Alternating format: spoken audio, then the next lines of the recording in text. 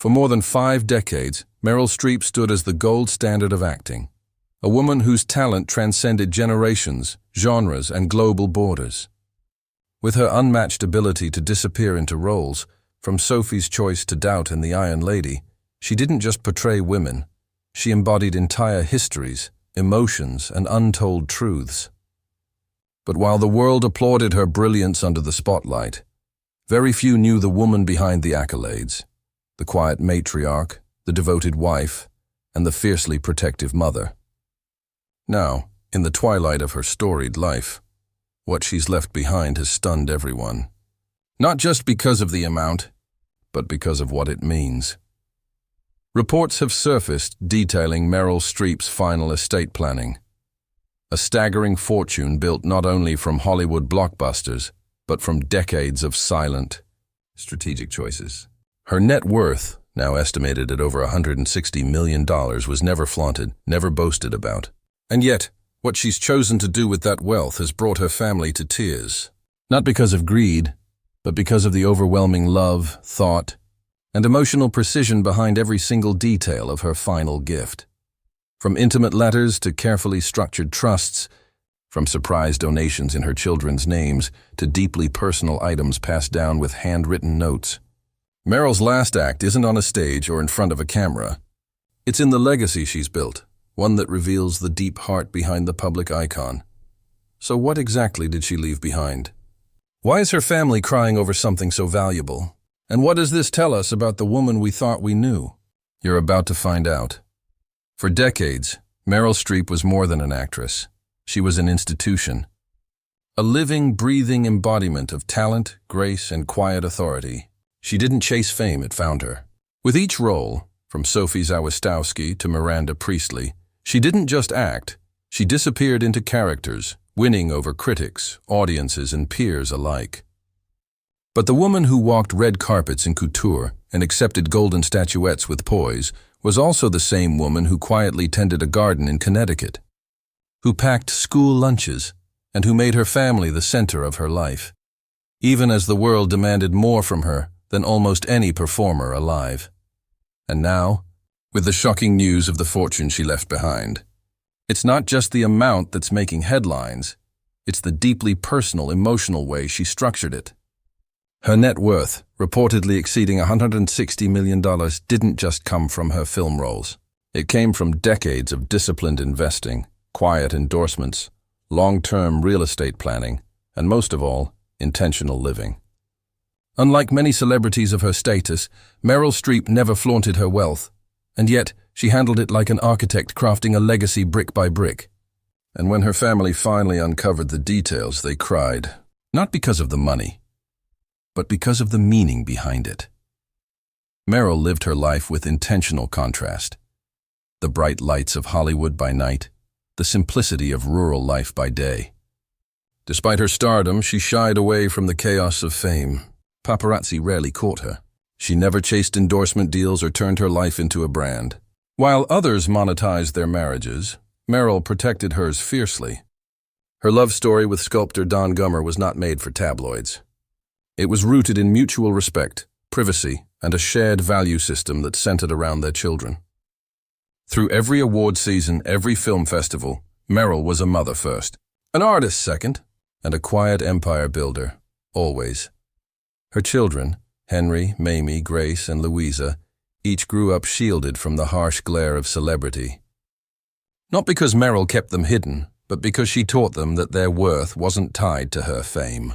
And that's exactly what her final estate plan revealed. The wealth she left behind was a reflection of who each of them was, not just what she could afford to give. One family friend described the moment.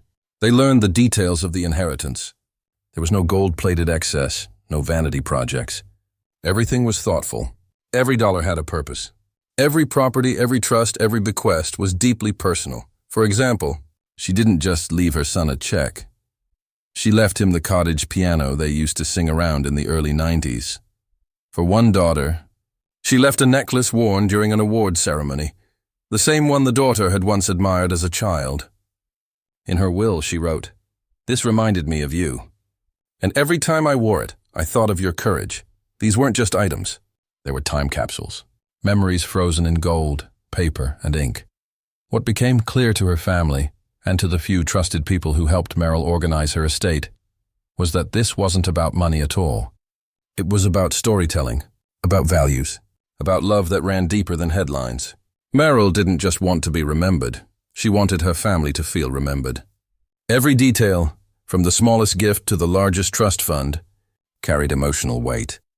And as her children opened the folders, read her letters, and touched the relics of a life well lived, they understood something that can't be measured in dollars.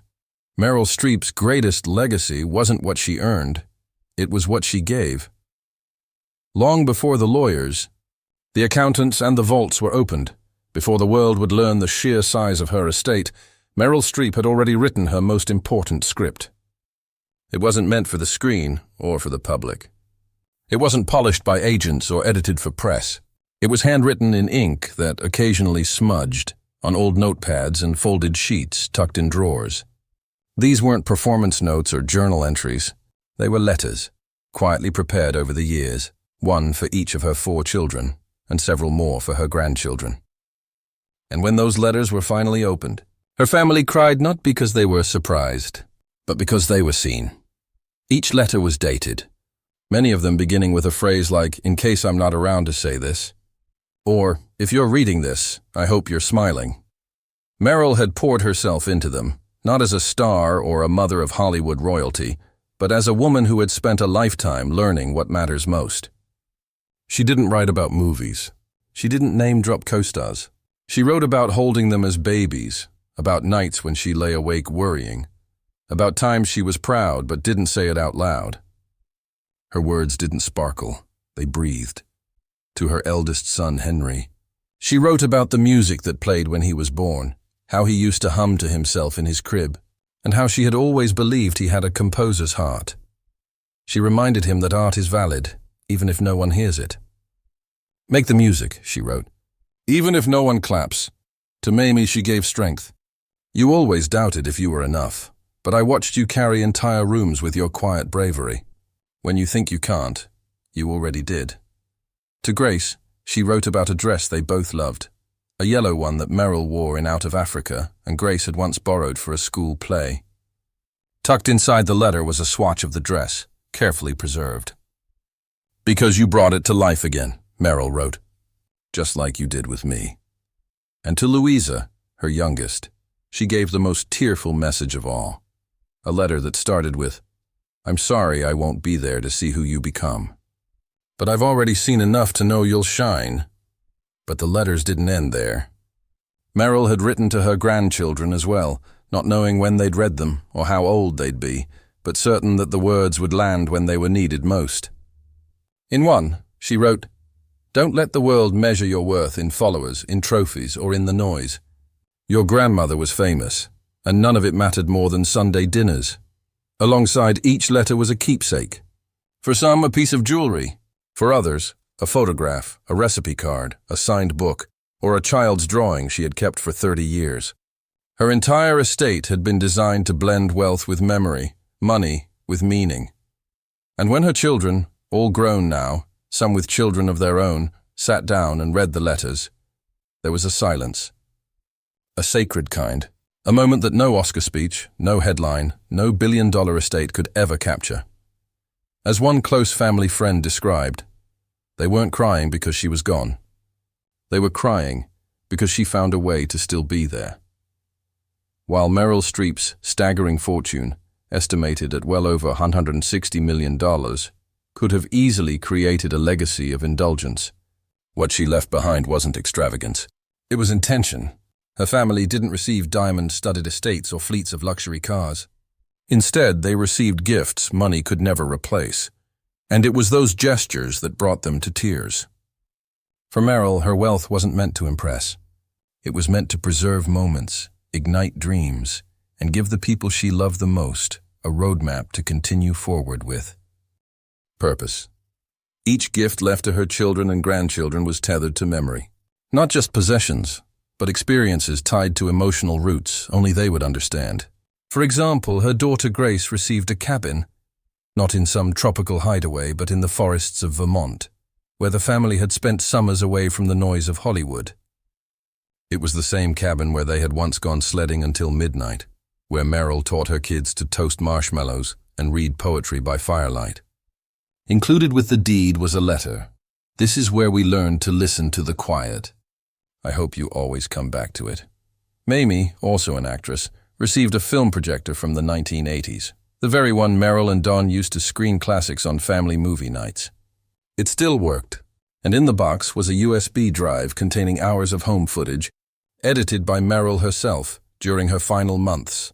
Birthdays, holidays, rehearsals, moments no one remembered filming, but that now live forever. To her son Henry.